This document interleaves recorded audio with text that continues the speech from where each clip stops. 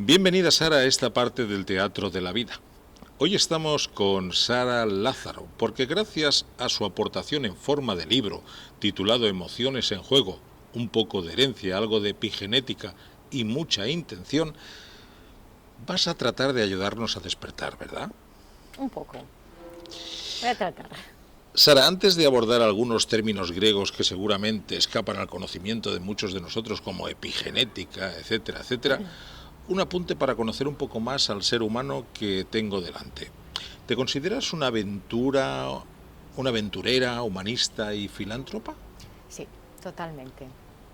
Eso es lo que he hecho, eso es lo que estudié. Me licencié en Humanidades. Creé esta ONG que llevaba caramelos a niños que nunca habían visto un caramelo. Y ahí conecté mucho con la gente, mucho con las diferentes sociedades. Y la verdad que es una maravilla. Es algo que me ha apasionado toda la vida.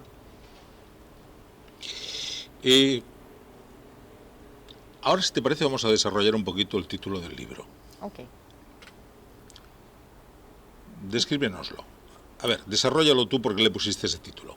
A ver, emociones en juego es porque están las emociones todo el rato en juego.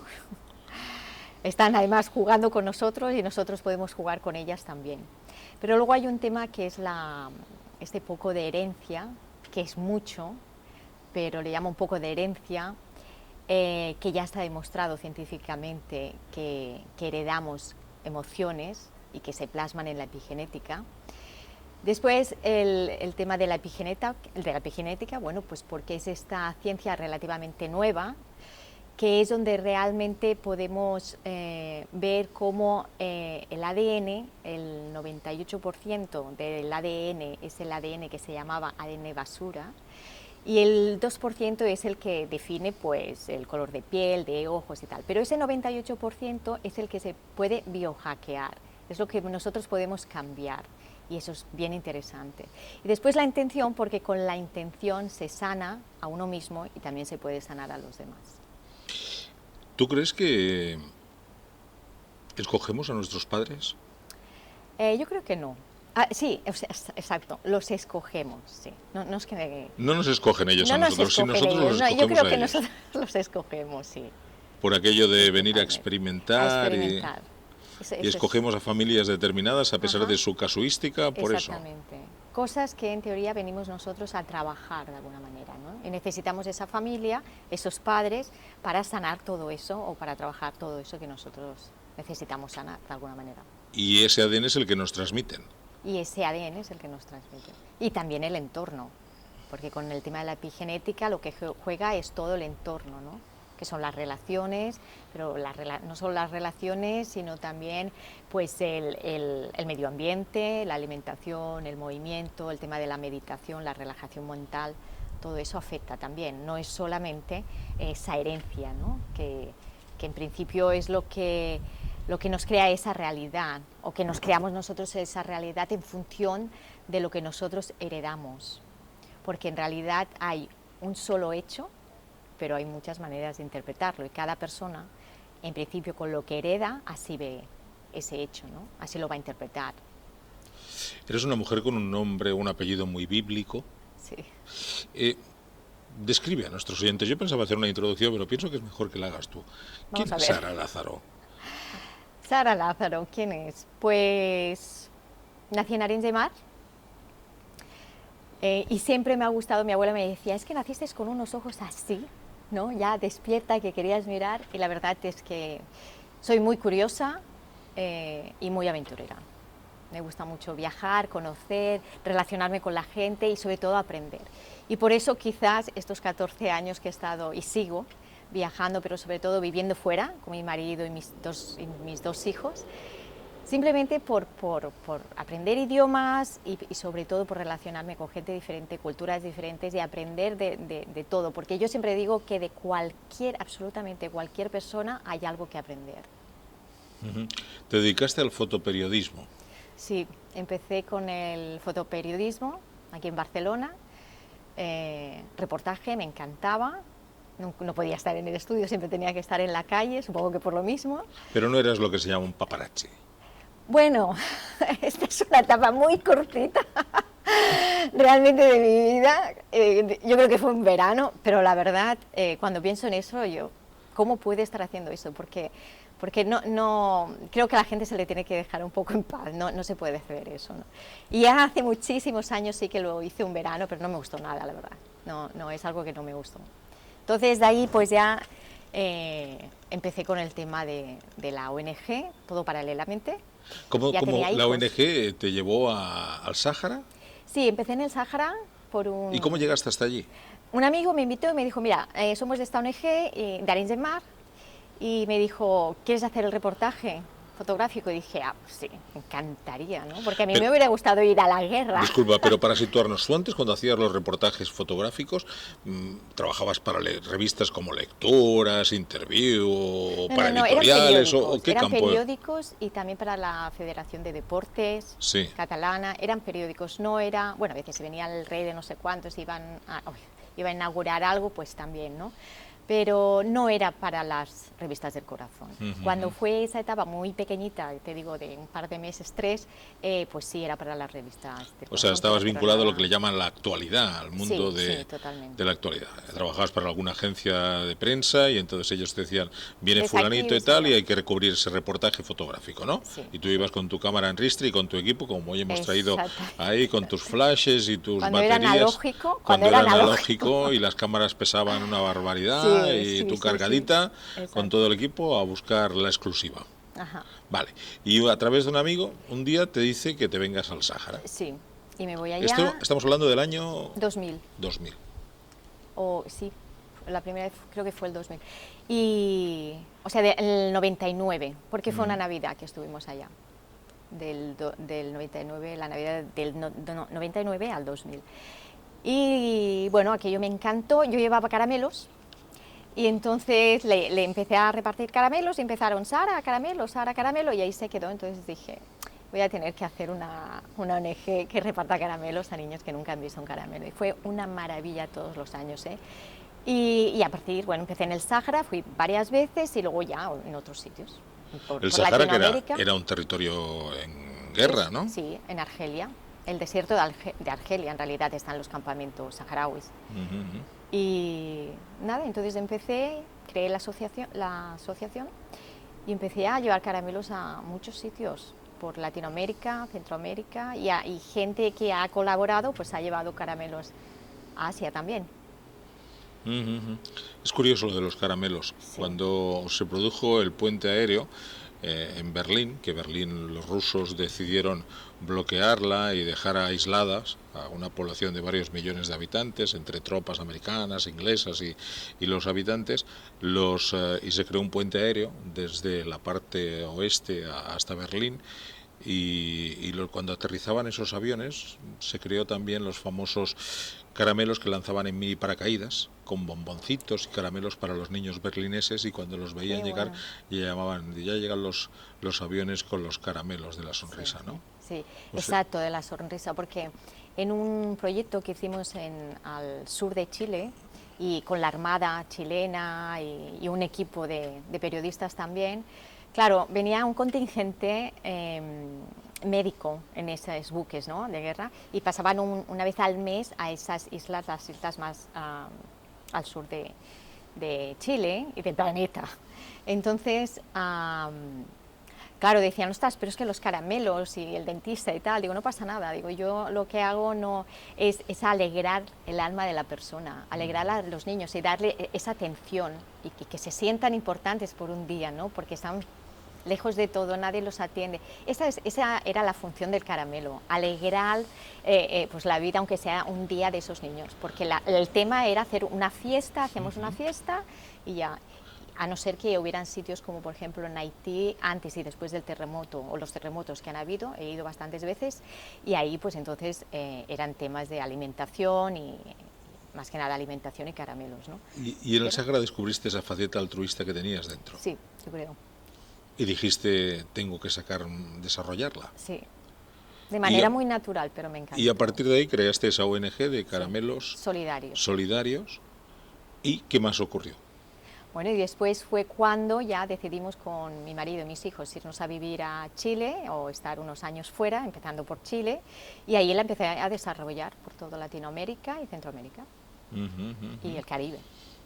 ¿Y Y después? bueno, y hasta Estados Unidos, porque uno piensa, Estados Unidos no pasa nada, sí pasa, hay mucha necesidad también. Abandonaste tu faceta de fotoperiodista, Sí, imagino, en esa etapa, ¿no? sí. Y llegaste pues desde Chile a Estados Unidos. ¿Y en Estados Unidos? En Estados Unidos dije, bueno, ¿ahora qué hago aquí? Entonces creé una startup de trabajos por hora que lancé en Colombia. Y entonces, bueno, eso fue en Estados Unidos, pero después volví a México, de México otra vez a Estados Unidos, y cuando llego a Estados Unidos empecé a ver que, bueno, mi hija empezaba a tener un tipo de problema, unos dolores muy fuertes aquí en el costado derecho, y la llevábamos a urgencias. En Estados Unidos, cuando entras en el hospital, la verdad que te hacen miles de pruebas y si no encuentran, bueno, hasta que te puedes tirar 24 horas, pero haciéndote pruebas, no esperando, en el hospital. Y bueno, nunca había un diagnóstico, o sea, el diagnóstico era que no tenía nada, que todo estaba bien. Pero nos íbamos y al cabo de un tiempo y volvíamos y la misma historia y mucho dolor y tal, no encontraban nada. Veníamos en verano aquí a Barcelona, lo mismo, no encontraban nada, entonces ahí es cuando ya me cambia la vida. Dije, yo voy a hacer algo para encontrar qué es lo que le pasa a mi hija, porque creo que es un tema emocional. Y ahí me metí en todo este mundo y me cambió la vida, porque jamás me hubiera imaginado que me hubiera dedicado a esto. ¿Dónde empezaste a buscar? En Internet. En Internet y libros y cursos y todo, tanto allá como aquí en Barcelona también cuando llegué. Entonces empiezas a ver que hay tantas cosas, que se te abre el mundo, ves que hay tantas cosas que no nos explican o que no nos dicen o que no está al abasto, o está al abasto pero tú no lo encuentras porque a lo mejor no te toca en ese momento, o estás mirando para otro lado también. Y me fascina, me apasiona totalmente lo que hago. Creo que he ¿Y encontrado otra pasión, porque la fotografía era una, y después el mundo de la ONG también pensaba que era, pero esto es mucho más potente. por qué crees que nos engañan, Sara?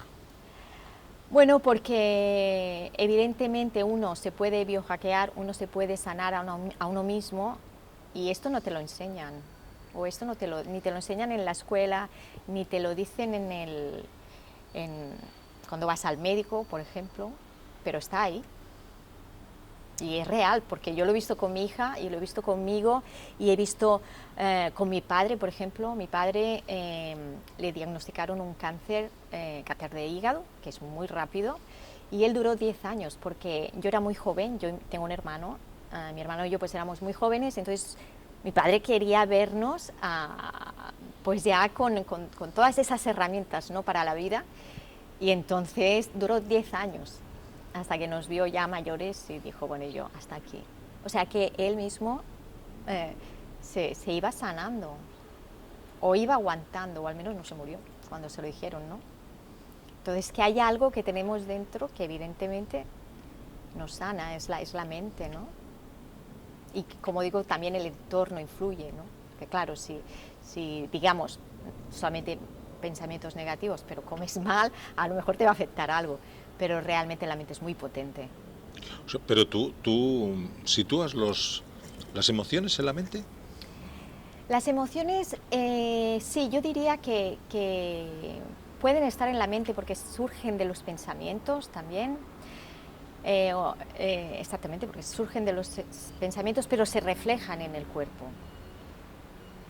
Entonces, tú lo puedes manejar. Las emociones las puedes manejar totalmente.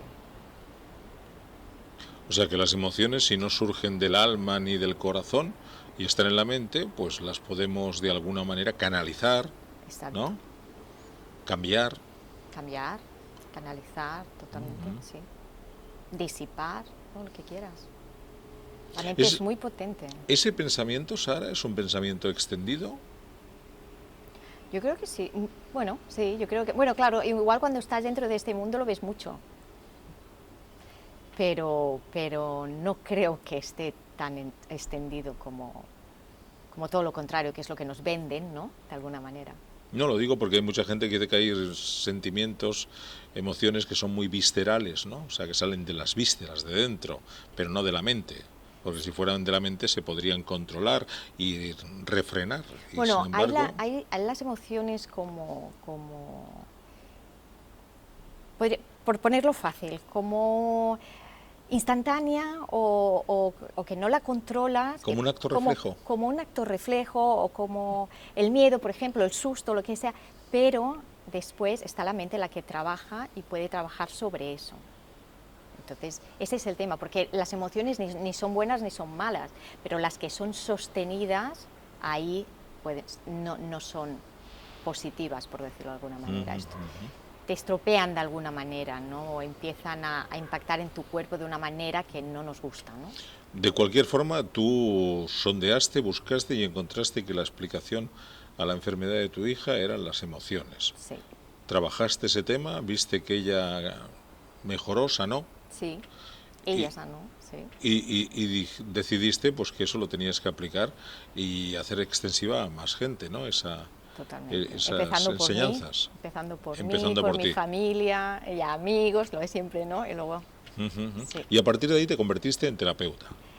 Bueno, podemos decir terapeuta, pero también yo diría coach, porque Coach. también he estudiado en Estados Unidos el coach de salud y bienestar, que tiene mucho que ver con todo lo que es la alimentación integrativa.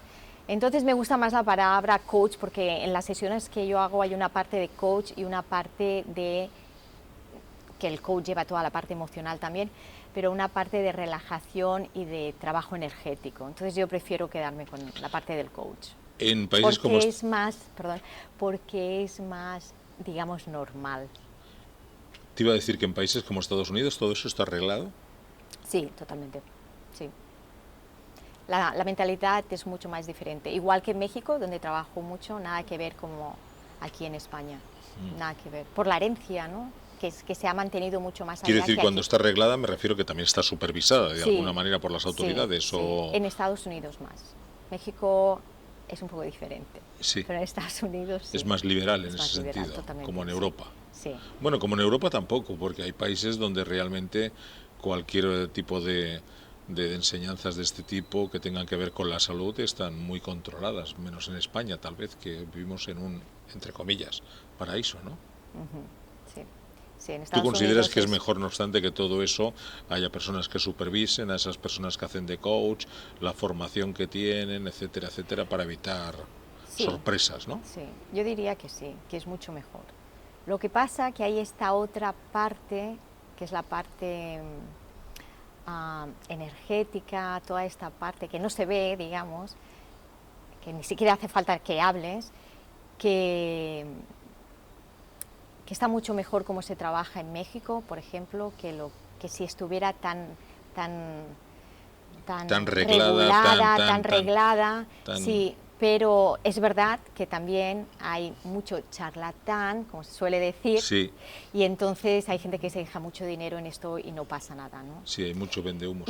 Exacto, y esa es la pena. Y quizás por eso pues tiene que estar mucho más regulado todo. Incluso el Reiki en nuestro entorno también está muy regulado, cosa que en España no. Sí.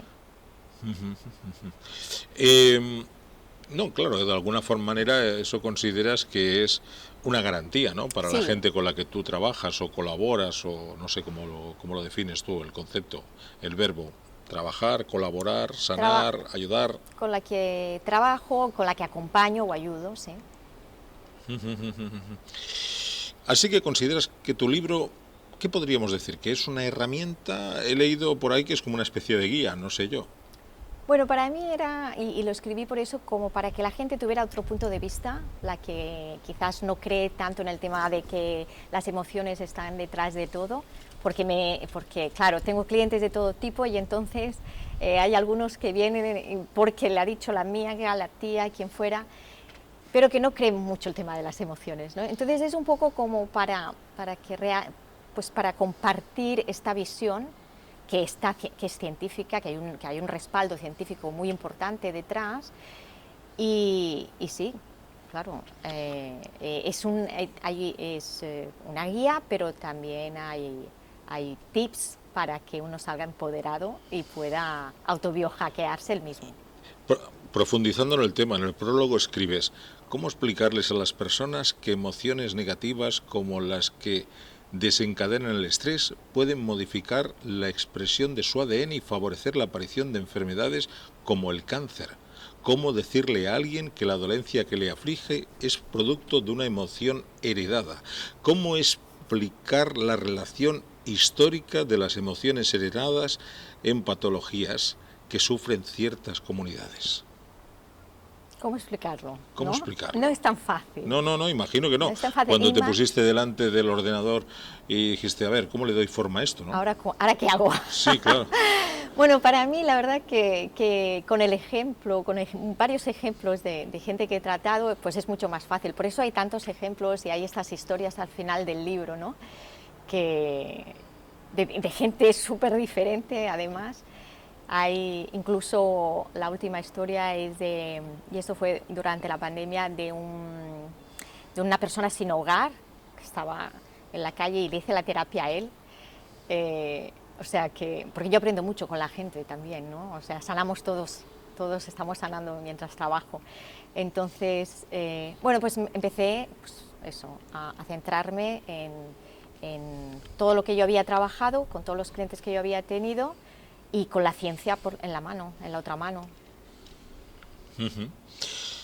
¿Emociones igual a enfermedades? Emociones limitantes, sostenidas, igual a enfermedades para mí, sí. He leído que usas un método que llamas blanc, ¿no? Blanco en castellano, ¿no? Sí. Y no sé si viene del catalán o... Viene del catalán, sí.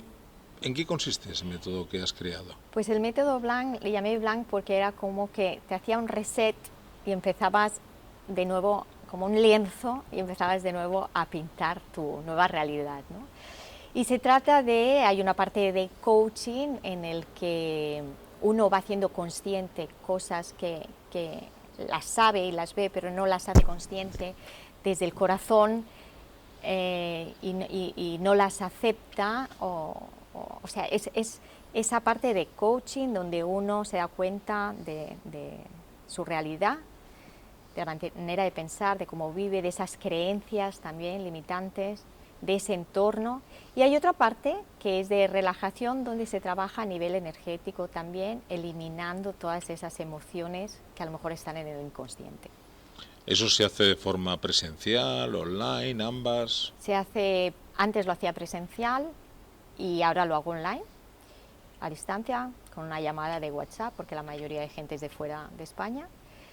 Y luego hay una parte, es como si fueran las 3 partes del libro, hay una parte también aparte de educación, hay una parte de tips que doy, que es esa parte del biohacking, de alimentación o movimiento, aprender a meditar, por ejemplo, si lo necesita o lo quiere la persona. Hay esos tips que te ayudan con el entorno, porque no son solamente las emociones, el entorno juega un papel muy importante, ¿no? ¿Y cómo pueden contactar contigo las personas que tengan interés? Pues a través de la página web, donde está el email, está el WhatsApp. La página web también es saralozano.com. Sara Lázaro. Lázaro, perdón, iba a decir Lozano. No, sí, Lázaro, me he confundido. Pasa bastante. saralázaromb.com, M de método y blanc, B de blanc.com. Después también en Instagram, que es @saralázaromb también. Y ya. Hay gente, Sara, que en la vida simplemente están de observadores, ¿no? Y hay gente que dice, no, yo tengo que hacer algo para cambiar esta situación por una serie de circunstancias y deciden interactuar. Tú has sido una de esas personas. Es el amor de madre. Es el amor de madre. El amor de madre, la curiosidad y el...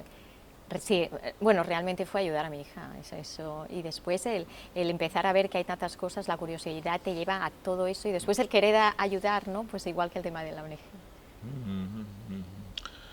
Has viajado por muchos países. Dices que la diversidad es la crème de la crème, es lo mejor que tenemos, ¿no? Sí, totalmente. ¿Te enriquecen las culturas? Muchísimo. ¿No te dan miedo? No. Mira, nunca había pensado eso, pero no, para nada. O sea, todo, siempre he querido como salir de Pues soy de Arenys de Mar, siempre he querido salir, lo de fuera me llamaba muchísimo la atención siempre, ¿no? Incluso ahora ya llevo 2 o 3 años aquí y ya estoy pensando en dónde me voy, ¿no? Porque enriquece mucho, la verdad es que sí, esa diversidad, como bien dices, es lo más, diría, ¿no?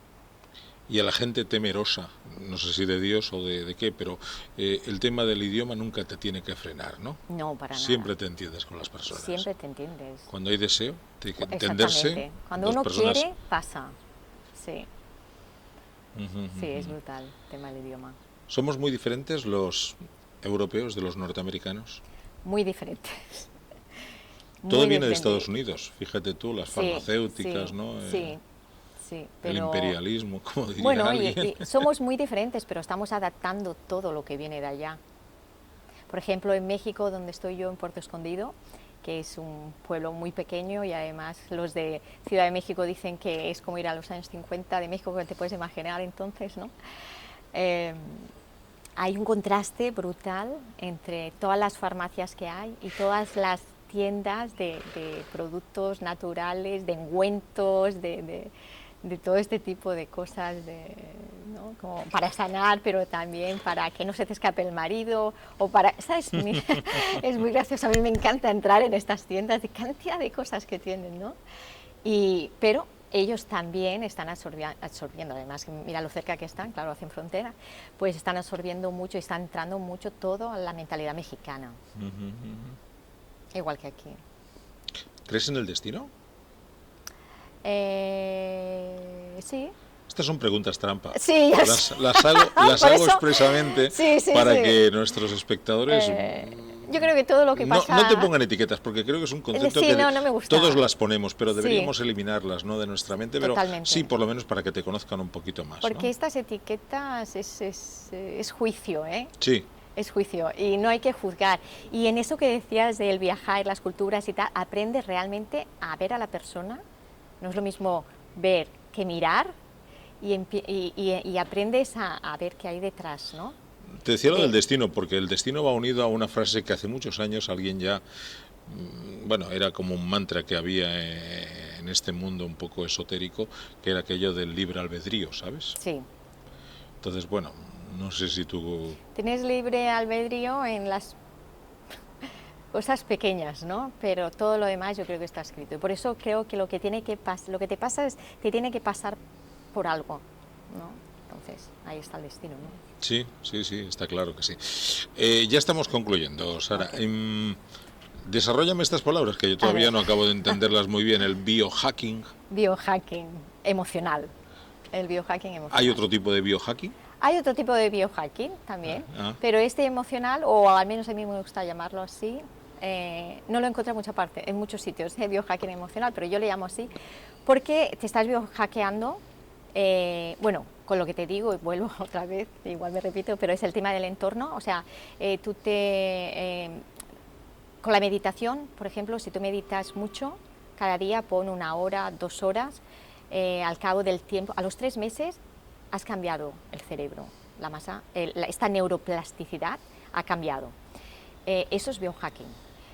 Si en vez de beber agua, bebes agua con limón, pues es biohacking cuando te la bebes con limón también. Cualquier alimento tiene información, por lo tanto está cambiando tu información biológica también. Y con las palabras, la energía de las palabras, aquí entraría un poquito la física cuántica, el poder, ¿no? La energía, pues te está biohackeando el cuerpo también. No es lo mismo pensar, centrarte en una palabra como amor, amor, amor, que una palabra de rabia, rabia, rabia, te cambia la biología eso del dijo cuerpo alguien al momento. una vez. A pesar de las circunstancias que vivas, siempre esboza una sonrisa. Es una terapia magnífica porque te ayuda a Totalmente, cambiar sí, las cosas negativas de tu entorno, a no atraer esas partes negativas y a solamente tener a tu alrededor cosas buenas. sí, porque el entorno te afecta, pero, o sea, tú puedes estar, por ejemplo, triste y con la mentalidad puedes cambiarlo. Las emociones se pegan, se contagian, Sí. pero tú también puedes hacer esto, cambiar el gesto y cambia la mentalidad también. O sea, va para los dos lados, ¿no? Es como eres lo que comes, pero comes lo que eres también. Si comes basura, como un profesor que tenía, si comes basura, eres basura. Estás feliz, comes bien, o comes sano. Entonces, eso está muy ligado también. Lamentablemente habrá gente que piense que eso de la basura primero es un concepto y Bueno. después también está en función del bolsillo que tiene uno. Pero Sí, pero se puede comer. epigenética, La epigenética. La epigenética. palabra griega muy bonita, Sí, muy bonita, claro. Epigenética. Encima de la genética y como bien que dice era la la genética palabra. de Epi, el de Epiblas. Epiblas, Sí. exacto. Con eso ya no se nos olvida, ¿no? Pues eso es la epigenética, lo que hace, por ponerlo de una manera muy fácil, hace que se expresen tus genes o no. O sea, unos genes o no. Y todo esto, la epigenética va en función de las emociones y del entorno. El entorno hace que se expresen unos genes o no, las emociones hacen que se expresen unos genes o no. Es decir, si te haces un examen, hay un test, por ejemplo, de ADN y sale que puedes ser propenso a tener cáncer, tú, a través de la epigenética, con el entorno vas a hacer que ese marcador se encienda o se apague. Uh-huh. Vivimos en una sociedad marcada en estos momentos, lamentablemente, por nuestra juventud.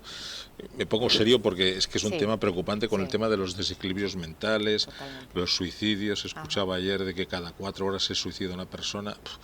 Es terrible, ¿no? Sí. ¿Qué está ocurriendo? Bueno, una parte me imagino que tiene que ver el tema de las redes sociales y la dopamina. Y desarróllame eso, las redes sociales y la dopamina. A ver, los likes es dopamina pura todo el rato, ¿no? Entonces, los adolescentes viven dentro de las redes sociales, porque las redes sociales tienen como todo, pues son de doble filo, ¿no? ¿Y por qué no viven la vida normal, real? Bueno, eso digo yo, pero porque también están hechas, a ver, todas estas aplicaciones están hechas para que tú vivas ahí dentro. Y la dopamina, que es una de las 4 hormonas de la felicidad, se crea cuando tú logras cosas, es la recompensa cuando tú logras. Entonces, los likes es dopamina. Y cada vez el cerebro quiere más dopamina. Si antes un helado te satisfacía, o 20 likes, pues esos ya no te satisfacen. Es como tienes dinero, quieres un coche precioso, te lo compras y a los 2 días ya es igual el coche, ya quieres uno más, ¿no? Eso es la dopamina. Entonces en las redes sociales para los adolescentes es así, cada vez quieren más. Y luego hay otra cosa muy importante de la que hablo en el libro también, que es la atención. Los chavales o la gente joven, todos, bueno, aquí sí que todos, todo el mundo, todos necesitamos de la atención. En el libro hay una escalera de la atención que te dice cómo tú reaccionas delante de la atención que tú recibes, ¿no? Por eso es tan importante atender a la gente mayor, pero los niños y adolescentes necesitan ser atendidos. Entonces en las redes sociales o te ven o no te ven. Si no te ven es como que no te atienden y entonces se empiezan a desarrollar muchas cosas mentalmente y luego físicamente. Uh-huh. Es un tema bastante complejo. Sí, mucho. ¿Qué tipo de target tienes? Mayoritariamente... Bueno, no sé por qué generalmente son mujeres más que hombres. Uh-huh. Y alrededor entre 40 y 50 años. O sea, jóvenes no. No, jóvenes no. Pero porque ellos yo creo que dependen de la mentalidad de los padres. Entonces, si los padres creen un poco en esto, el adolescente viene, si no, no. He tenido adolescentes, pero pocos. Ya, son más complicados que los adultos. También hay, y es verdad que muchas veces es adolescente, está en es una excusa de que el adolescente está pasando por esta adolescencia que ya es complicada, pero es que se complica mucho más. Y entonces, como ya es complicada, los padres, no todos, pues se tiende a decir, no pasa nada, es que está viviendo así porque tiene pues los 14, 17, 18 años en esta adolescencia y se comporta de esta manera, pero detrás hay muchas cosas más que antes no había, porque no habían estas redes sociales. Claro, el entorno que vivimos no tiene nada que ver con el que teníamos hace 20 años atrás. Exactamente. Y eso es... Para mí terrible, lo terrible. que hay ahora. Sí. ¿Algo que te gustaría decir y que no te he preguntado? Porque hay muchas preguntas que se han quedado ahí en el cajón Sí, desastre, sí, pero sí, porque podíamos estar hablando largo y tendido, largo y pero tendido, exactamente. Bueno, porque las pues emociones supongo que también, por ejemplo, no es como son, sino como las percibimos, exacto, como etc, las etc, personas. etc, etc, ¿no? Bueno, pues lo que yo diría es que nada es para siempre, que la vida es movimiento, por lo tanto, pues si las personas, si alguien que nos esté escuchando está pasando por una etapa mala, pues que eso va a pasar. Y si esta persona lo cree, evidentemente va a pasar porque todo es movimiento y todos se sanan. Y también es importante el tema de la prevención. Pero vaya, todo es movimientos, todo se sana y todos podemos estar lo bien que queramos estar, claro. Y cuando tengamos algún problema o veamos que hay algún desequilibrio, pues siempre hay personas como tú que con esa empatía, esa sonrisa, pues transmites pues esa bondad y ese estado al que nos gustaría aspirar todos, ¿no? Que es el de ese nirvana, ¿no? Sí, De sí, sí, felicidad sí. absoluta y total. Sí, Yo creo que todos los espectadores lo han percibido igual que yo, porque eres una qué persona bien, que transmites positivismo qué y eso bueno, es gracias, importante en la vida. gracias. Sara Lázaro. Sí, Sara Lázaro, bm.com. b.bm.com. Muchísimas gracias y hasta cuando A quieras. ti, a ti. Muchas gracias.